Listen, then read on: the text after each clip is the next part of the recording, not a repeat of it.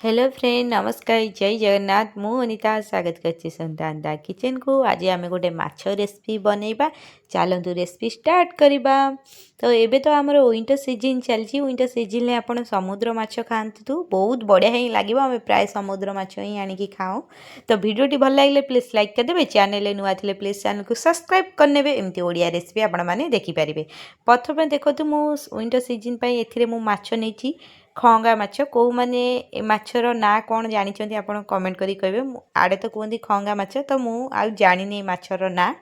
तो प्रथमे देखो मु माछ को काटी नहीं आनी से लुण हलदी सोरिष तेल लंका गुंड पकईकि मैरिनेट कर देती 15 मिनट। तापर देखु कढ़ई गरम करी मु चूल्हे बसई सारापर तेल गरम करके माछ दे देछि।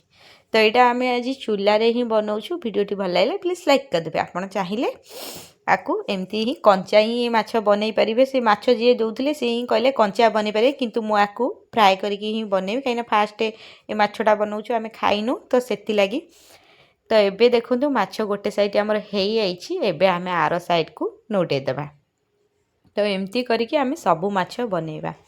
तो माछरे देखु मुझे आलू आउ सारू नहीं कहीं आम तो ओडिया आलू सारू न पकेले आम खाईपारानी कहीं साधा माछ आमको भल लगे माछ हो कि मटन हो चिकेन हो ओडिया लोक ही प्राय सबू रेसिपी ही आलू पकई था। तो एमती आम भी सही टाइप्र तो आलू न पकेले आमको भल ही लगे ना से कढ़ई देखो आलू सारू भाजी सारापर आउ कि सोरिष तेल देबा।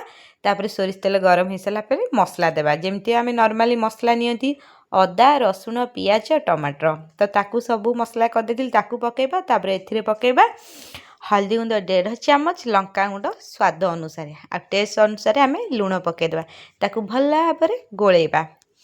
तो ये मुझे सबू बटा मसला ही नहीं जमती आप कहे जीरा गुंड धनिया गुंड एसबू मसला आम कि भी यूज करवानी एमती ही खाली पियाज रसुण अदा लंका गुंड हल्दी गुंड मसला देकी ही बनवा बहुत बढ़िया ही लगे कहीं सोरिष देले माछर टेस्टा अलग लगे तो से लगी मु पियाज रसुण मसला देकी ही बनाऊँ। तो एबे टिके आमे चूल्हारू टिके काठ कम करके जालिबा कहीं गैस नुहे तो से लगी सिम आउ एमती करें तो से लगी आमे धीर आंचरे ही बनैबा। तो एबे देखो आमर मसला भल भाव कषि गलानी से आम आलू पकेबा आलू पकईकि भल भाव कषिबा। तो आपण मैंने निहाती ये रेसिपी ट्राए करेंगे आशा करछि आपण मानकु रेसिपी भल लगी कहीं मुझे रेसिपी जिते फास्ट टाइम भी बनैनी खाइला माछटा बहुत बढ़िया ही टेस्ट लगला। ये विंटर सीजन आपण मैंने समुद्र माछ खाइबे बहुत बढ़िया लगे जमती आमर पानिआखिया माछ शिला माछ पाटुआ माछ तो एमती सबू माछ यही सीजन ही मिलता है तो बहुत बढ़िया ही लगे शीत दिन में खायापी।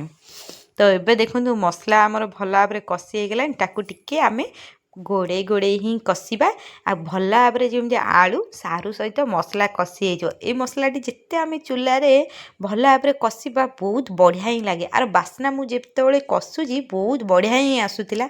आपण मैंने निहाती ट्राए करेंगे कमेंट करी कहे रेसिपी आपण मानकु केमिति लागला। ए तो आमर कषिबा एबे आमे सेतिरे पानी देदेबा। तो पानी आम झोल हिसाब रे ही देबा कहीं झोलटा बेसी पतला रही कि मोटा रही से हिसाब रे ही आम पानी देबा जमती गरम भात सहित खाइबा। एबे आम 4 ରୁ 5 मिनट या कभर करके रखीदेबा 2-3 फुटा आसिले तापर आम से माछ पकेबा। देखो मुझे कभर कर रखी 4 ରୁ 5 मिनट तो एबे आमर 4 ରୁ 5 मिनट हो जाइए। एबे आम घोड़ा करके चेक करवा आलू सारी तो आम ऑलरेडी सिझे देथिले 100 ରୁ 70%। तो एबे आमर देखो झोल फुटी जाइए एबे आम से पकेबा माछ आलू सारू सहित माछ भी भल भाव हो।